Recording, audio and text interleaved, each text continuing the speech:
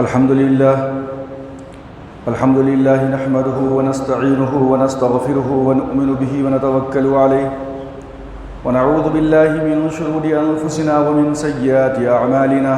من يهده الله فلا مضل له ومن يضلله فلا هادي له ونشهد أن لا إله إلا الله وحده لا شريك له ونشهد أن سيدنا وشفيعنا وحبيبنا ومولانا محمدا عبده ورسوله أما بعد فقد قال الله تبارك وتعالى في القرآن المجيد والفرقان الحميد أعوذ بالله من الشيطان الرجيم بسم الله الرحمن الرحيم والذي جاء بالصدق وصدق به أولئك هم المتقون صدق الله مولانا العظيم وصدق رسوله النبي الكريم ونحن على ذلك لمن الشاهدين والشاكرين والحمد لله رب العالمين۔ بزرگان محترم، عزیز ساتھیو، جیسا کہ اس سے قبل میری گفتگو چل رہی تھی خلفائے راشدین کے اندر سے پہلے خلیفہ حضرت سیدنا ابو بکر صدیق رضی اللہ تعالی عنہ کی شخصیت کے اوپر بہت ساری آپ کی سیرت کے متعلق آپ نے گزشتہ خطاب کے اندر سنا، اور آج گرچہ کہ گزشتہ کل سیدنا عمر فاروق رضی اللہ تعالی عنہ اسلام کے دوسرے خلیفہ کی شہادت فاجعہ کا واقعہ پیش آیا تھا، تو اس پہ گفتگو ہونی چاہیے تھی، لیکن یہ سلسلہ منقطع ہو جائے گا تو پھر بات اچھی طرح آپ کو سمجھ میں نہیں آئے گی، لہٰذا میں اس کو ملتوی کرتے ہوئے میں اپنی گفتگو کے سلسلے کو برقرار رکھتا ہوں، اور انشاءاللہ پھر اس کے بعد فردن یکے بعد دیگرے عمر فاروق رضی اللہ تعالیٰ عنہ، عثمان غنی رضی اللہ تعالیٰ عنہ، اور اس کے بعد پھر اب حضرت علی کرم اللہ وجہہ، اور چونکہ محرم کا مہینہ شروع ہو چکا ہے اسی لیے میدان کربلا تک بھی ہمیں پہنچنا ہے، تو انشاءاللہ تبارک و تعالیٰ اگر ابتدا سے آپ کے ذہن و دماغ کے اندر یہ پورے کے پورے واقعات رہیں گے تو میدان کربلا کے پس منظر کو سمجھنے میں اور زیادہ آسانی ہوگی۔ سیدنا ابو بکر صدیق رضی اللہ تعالیٰ عنہ کے متعلق اللہ کے رسول صلی اللہ علیہ وسلم نے ارشاد فرمایا کہ میں نے دنیا کے اندر جتنے بھی لوگ ہیں تمام کے تمام لوگوں کا احسان دنیا میں ہی ادا کر چکا، سوائے ابو بکر صدیق رضی اللہ تعالیٰ عنہ کے کہ میں ان کا احسان زندگی کے اندر ادا نہ کر سکا۔ قرآن مجید کی آیت ہے وَشَاوِرْهُمْ فِي الْأَمْرِ فَإِذَا عَزَمْتَ فَتَوَكَّلْ عَلَى اللَّهِ، اپنے معاملات کے اندر ان سے مشورہ کیا کیجیے۔ مفسرین کرام لکھتے ہیں کہ یہ آیت کریمہ اصل میں حضرت ابو بکر صدیق رضی اللہ تعالیٰ عنہ اور حضرت عمر فاروق رضی اللہ تعالیٰ عنہ کے متعلق نازل ہوئی کہ نبی آخر الزماں جناب محمد رسول اللہ صلی اللہ علیہ وسلم کو یہ حکم دیا گیا کہ اپنے بہت سارے معاملات کے اندر ان دونوں سے بھی مشورہ کیا کریں، تو یہ بھی ایک بہت بڑی فضیلت ہے سیدنا عمر فاروق رضی اللہ تعالیٰ عنہ کی ذات گرامی کے متعلق اور ابو بکر صدیق رضی اللہ تعالیٰ عنہ کی ذات گرامی کے متعلق۔ نبی آخر الزمان نے ایک موقع سے ارشاد فرمایا، ایک حدیث کے اندر ہے کہ پروردگار عالم نے میرے لیے 4 وزیر مقرر کیے، 2 وزیر آسمانوں کے اوپر ہیں، ایک حضرت جبرائیل علیہ السلام اور دوسرے حضرت میکائیل علیہ السلام، اور 2 جو وزیر ہیں وہ اس روئے زمین کے اوپر میرے لیے ہیں، ایک شخصیت حضرت عمر فاروق رضی اللہ تعالیٰ عنہ کی ہے اور دوسری شخصیت سیدنا حضرت ابو بکر صدیق رضی اللہ تعالیٰ عنہ کی ہے۔ جب بات وزیر کی آئی کہ اس روئے زمین پہ حضرت ابو بکر صدیق رضی اللہ تعالیٰ عنہ محمد رسول اللہ صلی اللہ علیہ وسلم کے وزیر ٹھہرے، حدیث کے اندر آتا ہے کہ حضرت ابو بکر صدیق رضی اللہ تعالیٰ عنہ ایک مرتبہ خواب دیکھا، خواب میں یہ دیکھا کہ آسمان سے چاند مکہ کے اندر اتر آیا، مکہ کے ہر ایک گھر کے اندر اس کا چھوٹا چھوٹا حصہ گیا، اور اس کے بعد پورا کا پورا چاند ابو بکر صدیق کی گود میں اتر آیا۔ جب یہ خواب انہوں نے دیکھا تو بہت حیران و پریشان تھے۔ آپ جانتے ہیں کہ ابو بکر صدیق رضی اللہ تعالیٰ عنہ کا شمار مکہ کے چوٹی کے تجار کے اندر سے ہوا کرتا تھا، تاجروں کے اندر سے، بہت بڑے تاجر تھے، یہ بہت بڑے رئیس تھے مکہ کے، اور وقتاً فوقتاً آپ کا سفر سیریا کا اور ملک یمن کا ہوا کرتا تھا۔ آپ ایک مرتبہ ملک یمن تشریف لے گئے تجارت کی غرض سے، تو ایک عالم تھا کرسچنوں کا، عیسائیوں کا، جس کا نام تھا بحیرہ راہب۔ اس کے سامنے ابو بکر صدیق نے اپنے اس خواب کا ذکر کیا، تو اس بحیرہ راہب نے اس خواب کی تعبیر یہ بتلائی کہ وہ ابو بکر، اگر تم اپنے خواب کے اندر سچے ہو تو عن قریب تمہاری قوم کے اندر اس نبی کا ظہور ہونے والا ہے کہ جس کے انتظار کا لوگوں کو جو ہے بہت ہی شدت سے لوگوں کو اس نبی کے آنے کا انتظار ہے۔ جیسا کہ میں نے دوسری آسمانی کتابوں کے اندر پڑھا ہے، میرا علم یہ کہتا ہے کہ اگر تم اپنے خواب میں سچے ہو تو عن قریب تمہاری قوم کے اندر ایک نبی کا ظہور ہوگا، اور اس نبی کی تم پیروی کرو گے، اور اس نبی کی زندگی میں تم اس کے وزیر بنو گے، اور اس کے دنیا سے چلے جانے کے بعد تم اس کے خلیفہ بنو گے۔ چنانچہ حضرت ابو بکر صدیق رضی اللہ تعالیٰ عنہ، آپ جانتے ہیں کہ اللہ کے رسول صلی اللہ علیہ وسلم کے بعد پہلے خلیفۃ المسلمین آپ بنے ہیں۔ اسی طرح یہ بھی آتا ہے کہ قبیلہ ازد کا ایک بہت بڑا عالم تھا، بہت ہی ضعیف بوڑھا، جس کا آسمانی کتابوں کے اوپر بہت زیادہ علم تھا اس کو۔ اس کے سامنے حضرت ابو بکر صدیق رضی اللہ تعالی عنہ تشریف لے گئے، یمن جب تشریف لے گئے تھے اس موقع سے،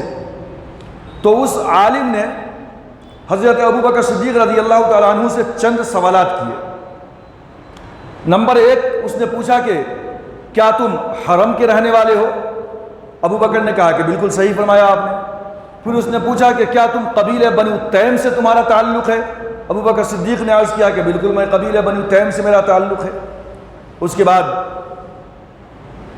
اس عالم نے کہا کہ یہ 2 نشانیاں تو بالکل صحیح ثابت ہوتی ہیں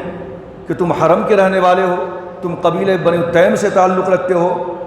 تیسری علامت جو یہ ہے کہ جو میں نے کتابوں میں پڑھی ہے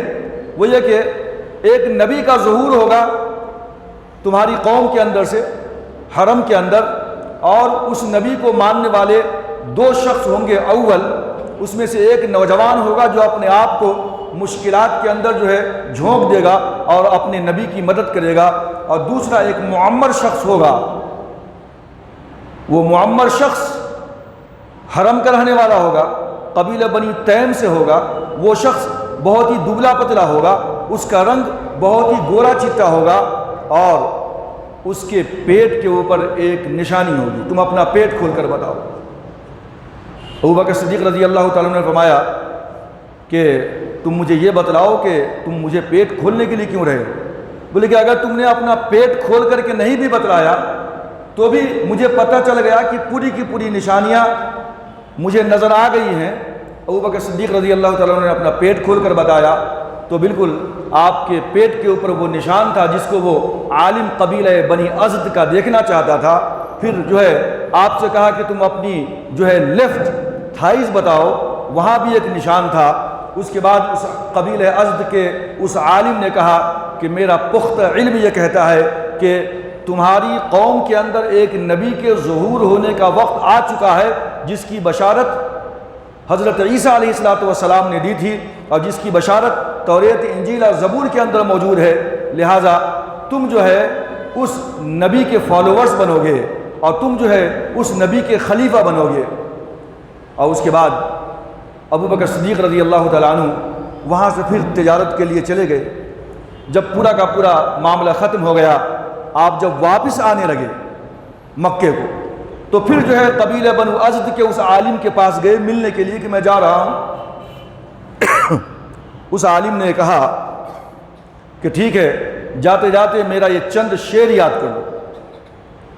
جو میں نے تمہارے ہونے والے نبی کی شان میں لکھا ہے۔ اس نے وہ اشعار ابو بکر صدیق رضی اللہ تعالیٰ عنہ کو دے دیے۔ ابو بکر صدیق رضی اللہ تعالیٰ عنہ جیسے مکے کے اندر پہنچے تو عتبہ، شیبہ اور جو بڑے بڑے سرغنہ تھے مکہ کے سردار کافروں کے، وہ سب کے سب ابو بکر صدیق کے پاس آئے اور بولے کہ اے ابو بکر صدیق، محمد نے،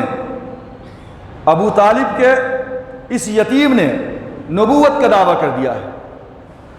اس وقت تک نبی کا دعوت آپ نے نہیں کیا تھا نبوت کا۔ ابو بکر صدیق واپس تشریف لاتے ہیں تو یہ عتبہ شیبہ یہ تمام کے تمام کہتے ہیں کہ ابو طالب کے یتیم نے نبوت کا دعویٰ کر دیا ہے، ہمیں تو یہ بالکل برداشت نہیں تھا، ہم اس کی خبر لے لیتے، لیکن مجھے تمہارا انتظار تھا، اب تم آ چکے ہو تو تم ہی جو ہے محمد کی خبر لے لو جا کر کے۔ ابو بکر صدیق فرماتے ہیں کہ میں نے اس کو ٹال دیا، وہ سب کے سب چلے گئے، میں جو ہے اٹھ کھڑا ہوا، نبی آخر الزماں کے گھر پہ گیا، میں نے دروازے پہ دستک دی، آقا دو جہاں باہر نکلے اور آپ نے فرمایا کہ اے ابو بکر، میں تمہاری طرف اور ساری کی ساری کائنات کے انسانوں کی طرف اللہ کا نبی، اللہ کا فرشتہ بنا کر بھیجا گیا ہوں، تم میری بات کے اوپر یقین کرو، تم مجھ پہ ایمان لے آؤ۔ ابو بکر صدیق فرماتے ہیں کہ میں نے پوچھا کہ اللہ کے رسول اس کا ثبوت کیا ہے کہ آپ اللہ کے نبی ہیں؟ تو اللہ کے رسول نے فرمایا کہ اس بات کا ثبوت یہ ہے کہ یمن کا وہ بوڑھا عالم جو جس نے تمہیں چند اشعار میری شان میں لکھ کر کے دیے تھے۔ ابو بکر صدیق فرماتے ہیں کہ میں حیران ہو گیا کہ آپ کو یہ کیسے پتہ چلا؟ میں نے پوچھا اللہ کے رسول آپ کو یہ کیسے پتہ چلا؟ آپ نے فرمایا کہ بالکل میرے پاس وہ فرشتہ آیا کہ جو فرشتہ کبھی موسیٰ کے پاس، ہارون کے پاس اور کبھی عیسیٰ کے پاس اور دیگر انبیاء کرام علیہم الصلاۃ کے پاس جو فرشتہ آیا کرتا تھا، جبرائیل میرے پاس آئے تھے اور اس نے مجھے یہ تمام کی تمام خبریں بتا دی ہیں۔ ابو بکر صدیق رضی اللہ تعالی عنہ نے فرمایا کہ آپ اپنا ہاتھ بڑھائیے۔ اللہ کے رسول نے اپنا ہاتھ بڑھایا، ابو بکر صدیق نے اپنا ہاتھ اللہ کے رسول کے ہاتھ میں رکھا اور اسی وقت اشہد اللہ الہ الا اللہ واشہد ان محمد رسول اللہ کا جو ہے آپ نے اقرار کر لیا۔ تو ابو بکر صدیق رضی اللہ تعالی عنہ کے ایمان لانے کا ایک واقعہ حدیث کی کتابوں کے اندر یہ بھی مذکور ہے۔ اور اس کے بعد اللہ کے رسول نے فرمایا کہ اس روئے زمین کے اوپر میرے دو وزیر ہیں، ایک ابو بکر صدیق، دوسرے عمر فاروق۔ اور اس جو ہے بحیرہ راہب نے کہا تھا کہ اس نبی کا ظہور ہونے والا ہے کہ اگر تم اپنے خواب میں سچے ہو تو تم ان کی زندگی میں وزیر بنو گے اور ان کی زندگی کے بعد جو ہے تم ان کے خلیفہ بنو گے۔ ابو بکر صدیق رضی اللہ تعالیٰ عنہ جو ہے خلیفہ بنائے گئے۔ خلیفہ کیسے بنے اس کا بھی جو ہے چیدہ ذکر گزشتہ آپ کے سامنے میں نے کیا تھا کہ جب اللہ کے رسول صلی اللہ علیہ وسلم جس وقت وصال فرمائے ہیں اس وقت اللہ کے رسول کے سامنے ابو بکر صدیق موجود نہیں تھے، آپ اپنی کسی بیوی سے ملاقات کے لیے گئے ہوئے تھے۔ اس کے بعد آپ آئے تو پتہ چلا کہ اللہ کے رسول کا وصال ہو چکا ہے۔ صحابہ کرام کے درمیان سراسیمگی کا عالم تھا، پورے بے چین تھے، کسی کو یقین نہیں آ رہا تھا کہ سرکار اب اس دنیا میں نہیں رہے۔ ابو بکر صدیق رضی اللہ تعالیٰ عنہ نے اللہ کے رسول کے چہرے سے کپڑا ہٹایا اور آپ کو بوسہ دیا اور اس کے بعد آپ نے چند کلمات کہے کہ اللہ کے رسول جیسی کیفیت، جو محبت، جو تعلق آپ کے ساتھ ہم کو آپ کی زندگی میں تھا، آپ کی وفات کے بعد بھی وہی تعلق اور وہی محبت باقی ہے۔ یہ بتانا چاہتے تھے ابو بکر کہ جو ہے آپ دنیا سے جا چکے ہیں، آپ کی وفات ہو چکی ہے۔ اور اس کے بعد دیکھا تو لوگ بے چین ہیں۔ حضرت عمر فاروق کا یہ عالم ہے کہ تلوار ہاتھ میں نکال لیا، بولا جس کسی نے کہا کہ اللہ کے رسول دنیا میں باقی نہیں رہے تو جو ہے اس کی گردن ہوگی اور جو عمر کی تلوار ہوگی۔ اس عالم کے اندر حضرت سیدنا ابو بکر صدیق رضی اللہ تعالیٰ عنہ نے امت کو سنبھالا اور آپ نے ایک خطاب کیا اور اس کے اندر آپ نے جیسے گزشتہ میں نے کہا تھا یہ فرمایا لوگوں سے کہ آئے لوگوں یاد رکھو، جو شخص اب تک محمد کی پوجا کرتا تھا اس کو معلوم ہونا چاہیے کہ محمد مر چکے ہیں، اور جو شخص اللہ کی پوجا کرتا تھا اس کو معلوم ہونا چاہیے کہ اللہ زندہ ہے، وہ ہمیشہ باقی رہنے والا ہے۔ اور اس کے بعد آپ نے قرآن مجید کی وہ آیت کریمہ پڑھی تھی وَمَا مُحَمَّدٌ إِلَّا رَسُولٌ، محمد سوائے اس کے اور کچھ بھی نہیں تھے کہ وہ ایک اللہ کے رسول تھے، قد خلت من قبلہ الرسل، جیسا کہ جو ہے اس سے پہلے بہت سارے رسول گزر چکے ہیں، یہ بھی چلے گئے، ہمیشہ رہنے کے لیے نہیں آئے تھے۔ ہمیشہ رہنے والی ذات اللہ کی ہے، وہ حی ہے، وہ باقی ہے، وہ زندہ رہنے والی ہے۔ تو کیا تم لوگ اس دعوت کو جو محمد رسول اللہ لے کر کے آئے تھے أَفَإِن مَاتَ أَوْ قُتِلَ انقلبتم عَلَىٰ أَعْقَابِكُمْ، تو اگر خدا نخواستہ محمد کی وفات ہو جائے أَفَإِن مَاتَ أَوْ قُتِلَ، یا قتل کر دیے گئے، شہید ہو گئے، تو کیا تم پھر پرانی روش کے اوپر لوٹ کر کے آ جاؤ گے؟ کیا تم محمد کے دین کو چھوڑ دو گے؟ وَمَن يَنْقَلِبْ عَلَىٰ عَقِبَيْهِ فَلَن يَضُرَّ اللَّهَ شَيْئًا، اور جو شخص اس کیفیت میں چلا جائے کہ محمد رسول اللہ صلی اللہ علیہ وسلم کے دین کو چھوڑ دے تو وہ سوائے نقصان کے کچھ اور نہیں اٹھائے گا۔ اور اس کے بعد پھر ابو بکر صدیق رضی اللہ تعالیٰ عنہ نے صحابہ کرام کو دلاسا دیا اور کہا کہ اصل میں ہر چیز فانی ہے، ختم ہو جانے والی ہے سوائے اللہ کی ذات کے۔ قرآن مجید کی آیت پڑھی، کل شیء ہالک الا وجہہ، ہر چیز کو فنا ہے سوائے اللہ کی ذات کی۔ محمد رسول اللہ صلی اللہ علیہ وسلم آئے تھے دوسرے رسولوں کی طرح، وہ بھی چلے گئے، یقین کرو کہ محمد رسول اللہ صلی اللہ علیہ وسلم دنیا سے جا چکے ہیں۔ اور اس کے بعد پھر آپ نے قرآن مجید کی آیت پڑھی، کل نفس ذائقۃ الموت، ہر شخص کو، ہر ذی روح کو موت کا مزہ چکھنا ہے۔ بس اسی طرح نبی آخر الزمان جناب محمد رسول اللہ صلی اللہ علیہ وسلم دنیا سے چلے گئے۔ صحابہ کرام کے اندر ایک صبر کا مادہ پیدا ہوا، اب لوگوں کی آنکھیں کھلیں۔ صحابہ کرام نے کہا کہ ان آیتوں کو تو ہم روزانہ پڑھتے ہیں، لیکن آج تک ان آیتوں کا مفہوم ہم کو سمجھ میں نہیں آیا تھا، آج ہم نے آیت کریمہ کا صحیح مفہوم سمجھا ہے۔ اس کے بعد پتہ چلا کہ اب رسول اکرم صلی اللہ علیہ وسلم کے بعد مسلمانوں کو لیڈ کون کرے گا، لیڈر کون بنے گا، خلیفہ کون بنے گا۔ پتہ چلا کہ ادھر ثقیفہ بنی ساعدہ ایک جھوپڑی تھی انصار کے قریب میں، جہاں پہ انصار بستے تھے۔ سعد بن عبادہ رضی اللہ تعالیٰ عنہ جو انصاری تھے، ان کے مکان کو لگ کر کے ایک جھوپڑی تھی، لوگوں کا جم غفیر وہاں جمع ہے، ایک طرف مہاجر ہے، ایک طرف انصار ہیں۔ انصاریوں کا یہ دعویٰ ہے کہ لیڈر اور خلیفہ انصار میں سے ہوگا، مہاجروں کا یہ دعویٰ ہے کہ خلیفہ مہاجروں کے اندر سے ہوگا۔ حضرت ابو بکر صدیق رضی اللہ تعالیٰ عنہ کو پتہ چلا، آپ وہاں تشریف لے گئے، حضرت عمر فاروق کو ساتھ لے لیا، حضرت عبیدہ ابن الجراح کو جو ہے ابو عبیدہ ابن الجراح کو آپ نے جو ہے ساتھ لے لیا، اور وہاں جانے کے بعد آپ نے لوگوں کو سمجھانے کی کوشش کی۔ سعد بن عبادہ رضی اللہ تعالیٰ عنہ کا یہ اپنا دعویٰ تھا کہ خلافت مجھ کو ملنی چاہیے، لیکن یہ آپس میں گفتگو چل رہی تھی اور گفتگو تلخ ہو رہی تھی، عجیب و غریب وقت تھا۔ ایسا محسوس ہو رہا تھا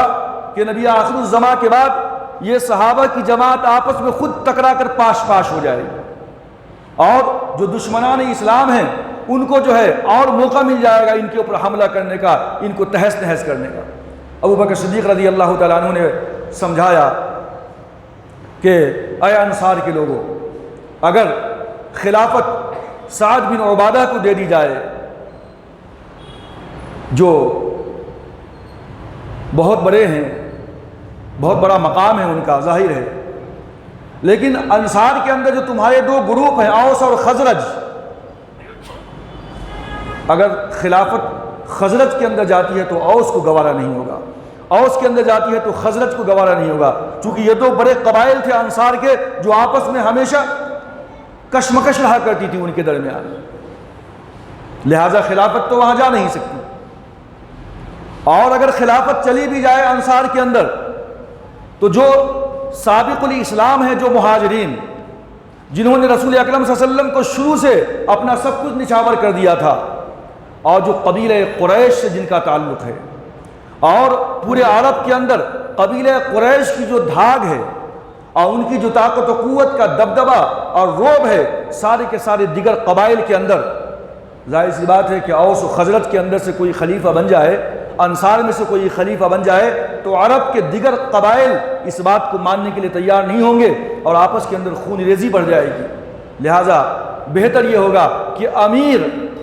مہاجروں کے اندر سے ہو اور وزیر انصاریوں کے اندر سے ہو، امیر اور خلیفہ مہاجروں کے اندر سے ہوگا، قبیلہ قریش میں سے ہوگا، لیکن وزراء تمہارے اندر سے بھی ہوں گے، کوئی بھی فیصلہ تمہارے مشورے کے بغیر نہیں کیا جائے گا۔ یہ ایک اتنی اچھی بہترین گفتگو تھی کہ لوگوں کو بہت پسند آئی، اور اس کے بعد جو ہے انصار میں سے یا جو ہے پھر حضرت عمر فاروق سب سے پہلے، یا پھر ابو بکر صدیق نے کہا کہ عمر فاروق کی شخصیت تمہارے سامنے موجود ہے، ان کے ہاتھ پہ بیعت کر لو۔ حضرت عمر نے انکار کیا حضرت ابو عبیدہ ابن الجراح کا نام آیا، انہوں نے بھی انکار کیا۔ حضرت عمر آگے بڑھے اور ابو بکر صدیق کے ہاتھ میں اپنا ہاتھ دے دیا۔ انصار کی طرف سے بھی صحابہ آئے اور ایک بہت بڑی تعداد صحابہ کرام کی حضرت ابو بکر صدیق رضی اللہ تعالیٰ عنہ کے ہاتھ پہ بیعت کر لیا اور آپ خلیفہ نامزد ہو گئے۔ لیکن سعد بن عبادہ رضی اللہ تعالیٰ عنہ نے کتابوں کے اندر آتا ہے کہ آخری وقت تک جو ہے آپ نے ابو بکر صدیق کے ہاتھ پہ بیعت نہیں کیا، اور بعد میں آپ جو ہے مدینہ کو چھوڑ کر یمن کی طرف یا ملک شام کی طرف جو ہے آپ چلے گئے تھے۔ اسی طرح یہیں سے وہ سلسلہ بھی شروع ہوتا ہے کہ حضرت ابو بکر صدیق رضی اللہ تعالیٰ عنہ کے ہاتھ پہ حضرت علی رضی اللہ تعالیٰ عنہ نے بیعت نہیں کیا تھا، آپ کو ناراضگی تھی، اور اس کا پتہ اس وقت چلتا ہے کہ جب کہ حضرت ابو بکر صدیق رضی اللہ تعالیٰ عنہ منبر کے اوپر کھڑے ہو کر خطاب کر رہے تھے صحابہ کرام کو۔ حضرت حسن رضی اللہ تعالیٰ عنہ چھوٹے بچے تھے، اور حضرت حسن ابو بکر صدیق کے پاس چلے گئے، بولے کہ میرے نانا کا یہ منبر، میرے باپ کے منبر پہ تم کیسے کھڑے ہو گئے، نیچے اتر جاؤ۔ ابو بکر صدیق رضی اللہ تعالیٰ عنہ نے حضرت حسن کو اٹھا لیا، گود میں بٹھا لیا اور زار و قطار رونے لگے۔ حضرت علی رضی اللہ تعالیٰ عنہ اٹھ کھڑے ہوئے کہ کہیں ابو بکر صدیق کے اندر میرے خلاف کوئی ایسی بات نہ پیدا ہو جائے کہ میں نے اس چھوٹے بچے کو سکھلا دیا ہے کہ جا کے ابو بکر کو ایسا کہو۔ حضرت علی نے کہا کہ ابو بکر، خدا کی قسم میں نے حسن کو یہ باتیں نہیں سکھلائی۔ حضرت ابو بکر صدیق رضی اللہ تعالیٰ عنہ نے فرمایا کہ اے علی، خدا کی قسم میں بھی تمہیں اس بات کے لیے مرید الزام نہیں ٹھہرا تھا، لہٰذا بات ختم ہو گئی۔ ابو بکر صدیق نے کہا کہ بیٹے بالکل یہ آپ کے باپ کا ہی منبر ہے، میرے باپ کا نہیں ہے۔ اس کے بعد حضرت علی رضی اللہ تعالیٰ عنہ ناراض تھے، چونکہ اس وقت صحابہ کرام کی جو کیفیت تھی، ظاہر ہے کہ کسی کو بلانے کا کوئی موقع نہیں تھا، جو سراسیمگی کا عالم تھا، جو کیفیت چل رہی تھی مڈ بھیڑ کی انصار و مہاجر کے درمیان، اور حضرت علی رضی اللہ تعالیٰ عنہ اللہ کے رسول کی تجہیز و تکفین کے اندر مشغول تھے۔ اس وقت تو اس وقت وہ موجود نہیں تھے، وہ تو قبر وغیرہ کھودنے کی جو ہے کاموں کے اندر مشغول تھے، اور یہ سارا کا سارا معاملہ ہو گیا۔ اور اس کے بعد جب حضرت فاطمہ رضی اللہ تعالیٰ عنہ کا تقریباً 6 مہینے کے بعد آپ کا انتقال ہوا، تو پرسہ دینے کے لیے ابو بکر صدیق رضی اللہ تعالیٰ عنہ حضرت علی رضی اللہ تعالیٰ عنہ کے پاس تشریف لے گئے، اور اس کے بعد حضرت علی رضی اللہ تعالیٰ عنہ سے ابو بکر صدیق رضی اللہ تعالیٰ عنہ نے فرمایا کہ آپ ناراض ہیں مجھ سے، آپ نے بیعت نہیں کی۔ حضرت علی رضی اللہ تعالیٰ عنہ نے کہا کہ ہاں مجھے ناراضگی تھی، کیونکہ رسول اکرم صلی اللہ علیہ وسلم سے قرابت اور رشتہ داری کی بنیاد پہ میں اس کو اپنا حق سمجھتا تھا۔ حضرت علی رضی اللہ تعالیٰ عنہ کا یہ جملہ ہے، میں اس کو خلافت کو اپنا حق سمجھتا تھا، اس لیے مجھے ناراضگی ہوئی کہ مجھ سے مشورہ بھی نہیں لیا گیا۔ ابو بکر صدیق رضی اللہ تعالیٰ نے فرمایا کہ میں اللہ کے رسول کے رشتہ داروں کا بہت اہتمام اور ان کی بہت عزت کرتا ہوں، خدا کی قسم ایسی بات نہیں تھی کہ میں جو ہے حضور کے اقربا کی اور ان کی رشتہ داروں کی عزت نہیں کرتا، لیکن حالات کچھ ایسے دیگرگوں تھے اور آپ مشغول تھے رسول اکرم صلی اللہ علیہ وسلم کے تجہیز و تکفین کے اندر، مجھے موقع ہی نہیں ملا، اور صحابہ کرام نے میرے ہاتھ کو بیعت کر لیا اور میں کچھ نہ کر سکا۔ حضرت علی رضی اللہ تعالیٰ عنہ نے کہا کہ جو ہے بس میرے دل سے پوری بات ختم ہو گئی، ایسی کوئی بات نہیں ہے، اور پھر جو ہے حضرت علی رضی اللہ تعالیٰ عنہ نے تقریباً 6 مہینے کے بعد حضرت ابو بکر صدیق رضی اللہ تعالیٰ عنہ کے ہاتھ کے اندر اپنا ہاتھ دے دیا، اور آپ کو ایز اے خلیفہ جو ہے آپ نے تسلیم کر لیا۔ خلیفہ بننے کے بعد حضرت عمر فاروق رضی اللہ تعالیٰ عنہ مسجد نبوی کے اندر ایک خطبہ دیا آپ نے، اور اس کے اندر آپ نے کچھ چند قیمتی باتیں نصیحت کی صحابہ کرام۔ آپ نے کہا یا ایھا الناس، اے لوگو، انی قد ولیت علیکم ولست بخیرکم، اے لوگو میں تمہارا سردار اور تمہارا لیڈر مقرر کیا گیا ہوں، تمہارا نگراں مقرر کیا گیا ہوں، درحال ہے کہ میں تم سے بہتر نہیں ہوں، ولست بخیرکم، فإن أحسنت فأعینونی وإن أسأت، اور اگر میں اچھا کام کروں تو میری مدد کرنا، وإن أسأت، اور اگر میں غلط کام کروں تو تم مجھے سیدھا کرو، مجھے سیدھی راہ بتلاؤ۔ اور اس کے بعد آپ نے فرمایا کہ وَالضَّعِيفُ فِيكُمْ قَوِيٌّ عِنْدِي، حتی ارجع الیہ حقہ انشاءاللہ والقوی فیکم ضعیف عندی حتی آخذ اللہ اجرہ حقہ انشاءاللہ۔ اے لوگو، تم میں جو سب سے کمزور ہے وہ میرے نزدیک سب سے مضبوط ہے جب تک کہ میں اس کمزور کو اس کا حق نہ دلا دوں، انشاءاللہ کہا۔ پھر آپ نے فرمایا کہ تم میں جو اپنے آپ کو سب سے طاقتور سمجھتا ہے اور جو کسی کا حق چھین لیتا ہے، سو تم میں سب سے طاقتور اپنے آپ کو سمجھنے والا ابو بکر کی نگاہ میں سب سے کمزور ہے جب تک کہ میں اس طاقتور سے اس کسی کمزور کا حق لے کر کے واپس نہ کر دوں اس کو۔ اس کے بعد آپ نے فرمایا الصدق امانۃ والکذب خیانۃ۔ اے لوگو، سچائی ایک امانت ہے، سچائی کے اوپر ہمیشہ پابند رہنا، اور جھوٹ کیا ہے؟ یہ خیانت ہے، جھوٹ سے ہمیشہ جو ہے پرہیز کرنا۔ قرآن مجید نے کہا لعنت اللہ علی الکاذبین، اللہ کی لعنت، اللہ کا قرض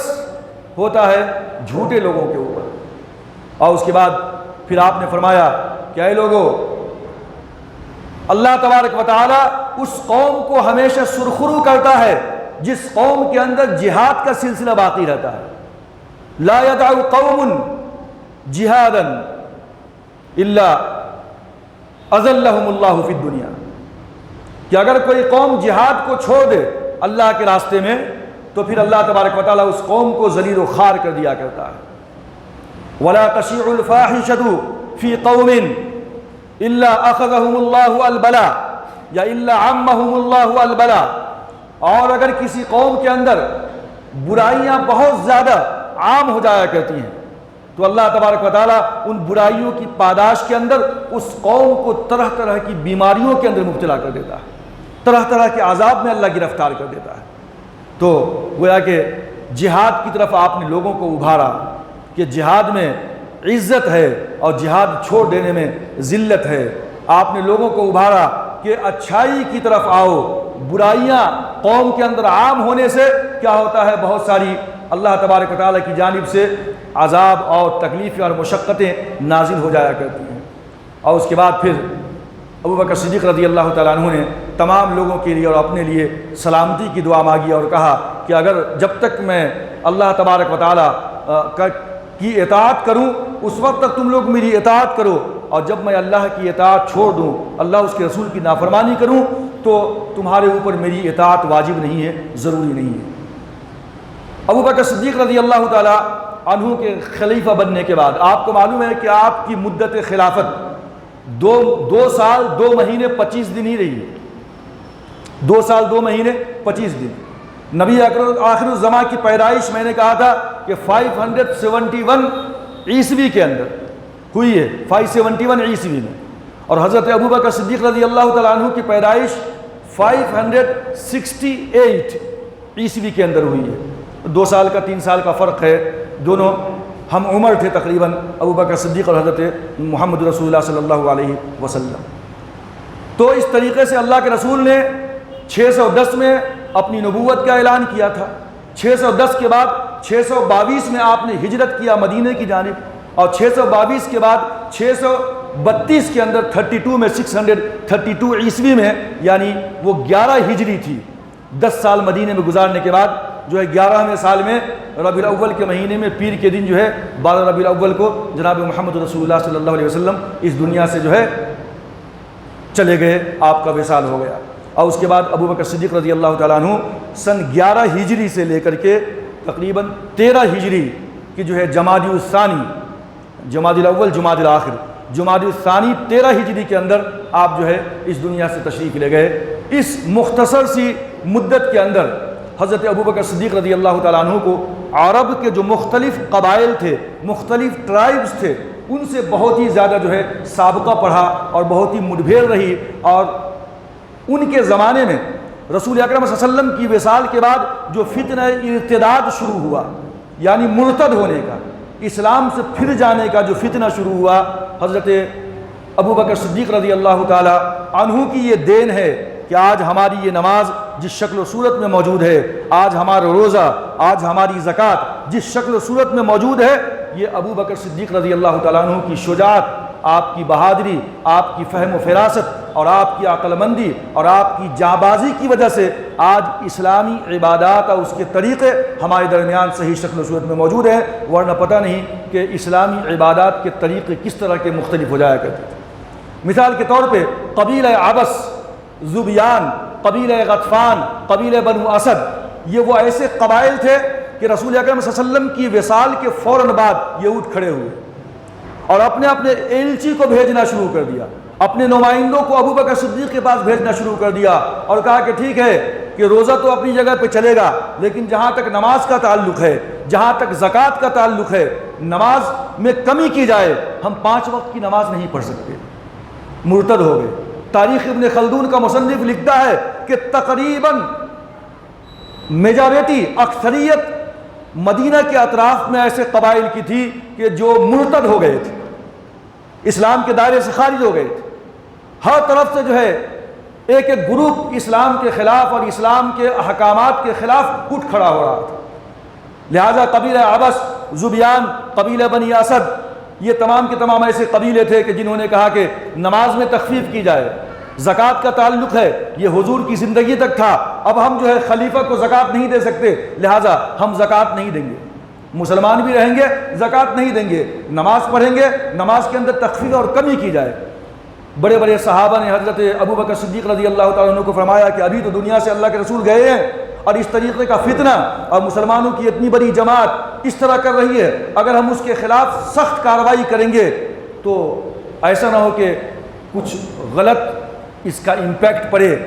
اور حالات بگڑ جائیں، خراب ہو جائیں، آپس میں کشت و خوں ہو جائے۔ ابو بکر صدیق رضی اللہ تعالیٰ عنہ کی وہ عقل و فہم فراست اور ان کی وہ جانبازی تھی کہ آپ نے تمام کے تمام فیصلوں کو رد کرتے ہوئے کہا کہ خدا کی قسم، محمد رسول اللہ صلی اللہ علیہ وسلم کے زمانے میں اگر کوئی شخص اونٹ کو باندھنے والی ایک رسی کو زکوٰۃ میں دیا کرتا تھا، آج وہ رسی کو بھی اگر کوئی روک لے گا یا کوئی ایک اونٹ زکوٰۃ میں دیتا تھا، اس ایک اونٹ کو بھی جو ہے دینے سے رک جائے گا تو میں خدا کی قسم ابو بکر اس سے جہاد کروں گا۔ اور چنانچہ ابو بکر صدیق رضی اللہ تعالیٰ عنہ نے قبیلہ عبس کے خلاف، ذبیان کے خلاف، قبیلہ بنی اسد کے خلاف باضابطہ صحابہ کرام کو جمع کیا اور فوج تیار کی اور ان کے خلاف لشکر کشی کی اور ان تمام کو تہوبالا کر دیا، ختم کر دیا۔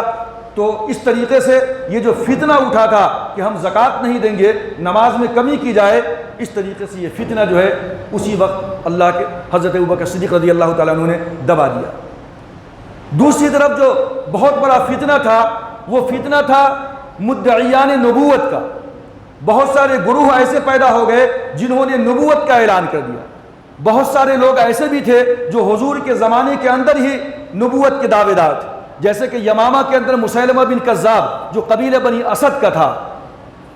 اس شخص نے حضور کے زمانے میں ہی حضور کی نبوت میں اپنے آپ کو شریک کہتا تھا کہ حضور کی نبوت میں بھی شریک ہوں۔ ایک وفد کے ساتھ شاید کہ سن 9 ہجری کے اندر اللہ کے رسول کے پاس آیا، اللہ کے رسول کے سامنے نہیں ہوا، دوسرے لوگ سامنے گئے، پھر واپس جب اپنے قبیلے کے اندر گیا تو وہاں جانے کے بعد لوگوں سے یہ کہنا شروع کر دیا کہ محمد رسول اللہ صلی اللہ علیہ وسلم نے مجھے لکھ دیا ہے کہ ان کی نبوت میں آدھا میں بھی شریک ہوں۔ اور اس طریقے سے یہ جو شخص تھا اس نے جو ہے تقریباً 40,000 کی جمعیت کو جمع کر لیا تھا، ان کے فالوورز 40,000 ہو گئے تھے۔ اسی طریقے سے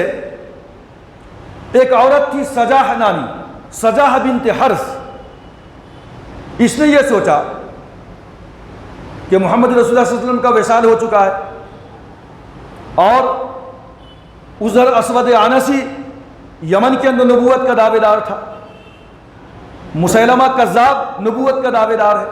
سجاح بنت حرث بہت بڑی کاہنہ تھی، عیسائی تھی، کرسچن، اور بہت زبردست زبان پہ عبور تھا، اس کو بہت فصیح بلیغہ تھی، بہت ذی ہوش، بہت چالاک تھی۔ اس نے یہ سوچا کہ جب مسیلمہ کذاب کی عمر 100 سال کی ہے، اس کی عمر اس وقت 100 سال کی تھی، جب ایک 100 سال کا بوڑھا نبوت کا دعویٰ کر سکتا ہے اور 40,000 کی جمعیت کو اپنے قریب کر سکتا ہے تو میں تو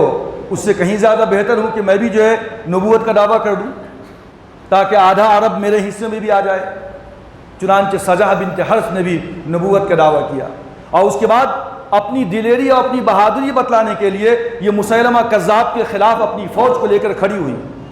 حضرت ابوبکر صدیق رضی اللہ تعالیٰ عنہ نے مسیلمہ کذاب کی سرکوبی کے لیے جو فوج کو بھیجا تھا وہ راستے میں رک گئی، کیونکہ انہیں پتہ چل گیا کہ دو مدعیان نبوت سجح بنت حرث، مسیلمہ بن کذاب، یہ دونوں کے دونوں آپس میں ٹکرانے والے ہیں۔ وہیں پہ رک گئے، ٹکرا لینے دو۔ لیکن ہوا یہ، مسیلمہ کذاب بھی بڑا چالاک تھا، اس نے آگے چل کر کے بہت سارے قیمتی تحفہ و تحائف سجح بنت حرث کو پیش کیا اور ایک خیمہ بنایا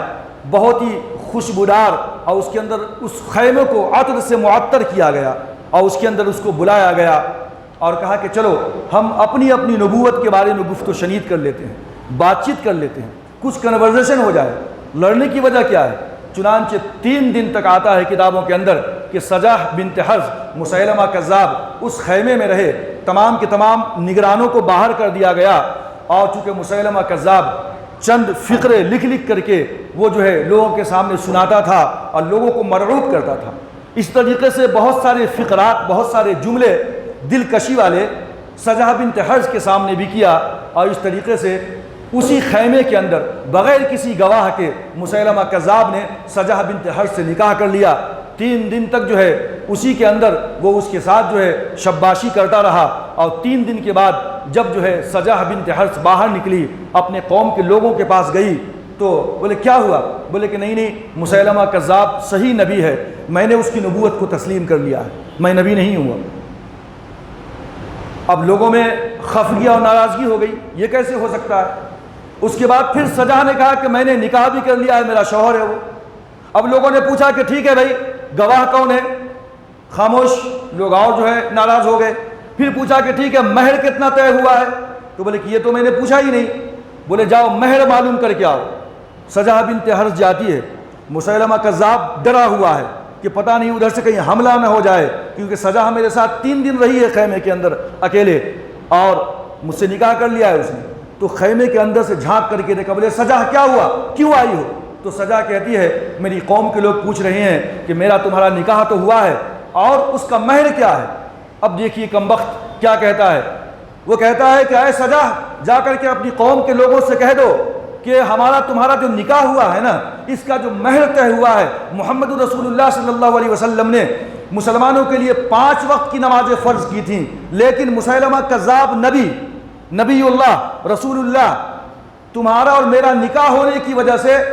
میں ایز رسول ایسے نبی جو ہے کیا کرتا ہوں، اللہ نے مجھے وحی کی ہے کہ اس نکاح کی برکت سے جو مہر کے اندر چیزیں دی جاتی ہیں وہ ساری کی ساری امت کو یہ ہے کہ فجر کی نماز اور عشاء کی نماز معاف کر دی جاتی ہے، یہی مہر ہے۔ اب بتائیے کہ اس طریقے کے فتنے رسول اکرم صلی اللہ علیہ وسلم کے جانے کے بعد شروع ہوئے۔ اب جو ہے حضرت ابوبکر صدیق رضی اللہ تعالیٰ عنہ، اب جو ہے یہ سجح بنت حارث جو تھی، اس کے قوم کے لوگ بہت سارے مسیلمہ کذاب کے ساتھ مل گئے، بہت سارے لوگ چھوڑ کر کے اس کو چلے گئے، سجح اکیلی پڑ گئی، اور یہ جو ہے قبیلہ بنی تغلب، اس کا نالیال تھا، قبیلہ بنی تغلب کے اندر چلی گئی، وہیں جا کر کے رہنے لگی، اور پھر بعد میں چل کر کے جب حضرت امیر معاویہ رضی اللہ تعالیٰ عنہ کی حکومت آئی ہے تو اس زمانے میں یہ بصرہ کے اندر جا کر کے پورے قبیلے کے ساتھ مقیم ہو گئی۔ بعد میں سجح نے اسلام قبول کیا اور بہت ہی اچھی سیدھی سادی زندگی گزاری، اور جب اس کا انتقال ہوا تو حضرت سمرہ بنت جندب رضی اللہ تعالیٰ عنہ جو وہاں کے حاکم تھے، انہوں نے اسی سجح بنت حارث کا جو ہے آپ نے جنازہ بھی پڑھائی ہے، تو آخری کی زندگی اس کی بہت اچھی گزری، اس نے توبہ کر لیا تھا جس نے پہلے نبوت کا دعویٰ کیا تھا۔ بات رہ گئی مسیلمہ کذاب کی۔ مسیلمہ کذاب کی سرکوبی کے لیے حضرت ابوبکر صدیق رضی اللہ تعالیٰ عنہ نے سب سے پہلے جو ہے اکرمہ ابن ابی جہل، وہی ابو جہل رئیس المنافقین، منافقوں کا سردار مدینہ کے اندر، اور آپ کو معلوم ہونی چاہیے کہ انہی کا بیٹا ہے اکرمہ جو بہت پہلے اسلام لا چکے ہیں، باپ اسلام نہیں لایا۔ اکرمہ ابن ابی جہل کو ایک لشکر کے ساتھ بھیجا یمامہ کی طرف۔ یمامہ عرب کے اندر نجد کے علاقے کے اندر آتا ہے۔ یاقوت حموی بہت بڑا جغرافیہ داں ہے، جو اپنی کتاب معجم البلدان کے اندر لکھا ہے کہ یہ جو یمامہ ہے نا، یہ یمامہ کی بستی نجد کے اندر آتی ہے، اور نجد سے کچھ کلومیٹر کے فاصلے کے اوپر جو ہے یہ علاقہ آتا ہے۔ یہاں پہ قبیلہ بنو حنیفہ جو بہت مضبوط تھے وہ آباد تھے، اور یہ نجد کی بستی ایسی تھی کہ رسول اکرم صلی اللہ علیہ وسلم کے زمانے میں بھی یہاں کے لوگ بڑے بد اخلاق ثابت ہوئے تھے. اللہ کے رسول نے اس وقت بھی ان کو اسلام کی دعوت دی تھی. یہی وہ نجد کا علاقہ تھا کہ سن 4 ہجری کے اندر بیر معونہ کا واقعہ پیش آیا تھا. وہاں سے ایک جماعت آئی اور اللہ کے رسول کے سامنے درخواست کیا کہ کچھ لوگوں کو بھیج دیجئے تاکہ قرآن کی تعلیم دے ہمارے علاقے کے اندر، قبیلے کے اندر. اللہ کے رسول نے 70 صحابہ کرام کو بھیجا تھا، 70. اور ایسے صحابہ جو قاری تھے، قرہ، جو اصحاب صفہ کے لیے لکڑیاں چن چن کر کھانے پینے کا انتظام کیا کرتے تھے، رات میں قرآن کی تلاوت، ذکر و اذکار میں مشغول تھے، جو نبی اکرم صلی اللہ علیہ وسلم کے جو ہے پرورش کے اندر تھے. یہ لوگ باضابطہ یہ برے قاری تھے، قرآن کے بہترین پڑھنے والے. اللہ کے رسول نے 70 قاریوں کو بھیجا تھا. سن 4 ہجری کے اندر کم بختوں نے ایک ایک کو چن کر کے جو ہے شہید کر دیا تھا. 2-3 اس میں سے صرف بچ گئے تھے. یہ بیر معونہ کا واقعہ پیش آیا تھا اسی نجد کے علاقے میں، یہی یمامہ کا علاقہ تھا. تو بڑا ہی جو ہے پرخار جگہ تھی یہ شروع سے. اب جو ہے ابو بکر صدیق رضی اللہ تعالیٰ عنہ نے پہلے اکرمہ ابن ابی جہل کو بھیجا. 40,000 کی فوج ہے، مسیلمہ کذاب کی مدعی نبوت ہے. 40,000 کی فوج میں سے ظاہر سی بات ہے کہ اکرمہ ابن ابی جہل شکست کھا گئے، واپس آ گئے. اس کے بعد حضرت ابوبکر صدیق نے شرجیل بن حسنہ کو بھیجا. یہ بھی لڑ پڑے، دونوں کو مل کے لڑنا تھا، یہ بھی شکست فاش کھا گئے. اس کے بعد حضرت ابوبکر صدیق رضی اللہ تعالیٰ عنہ نے حضرت خالد ابن ولید کو بھیجا. اور اس کے بعد خالد ابن ولید اپنے لشکر کے ساتھ، شرجیل اپنے لشکر اور اکرمہ ابن ابی جہل اپنے لشکر کے ساتھ جو ہے یمامہ کے اندر جو ہے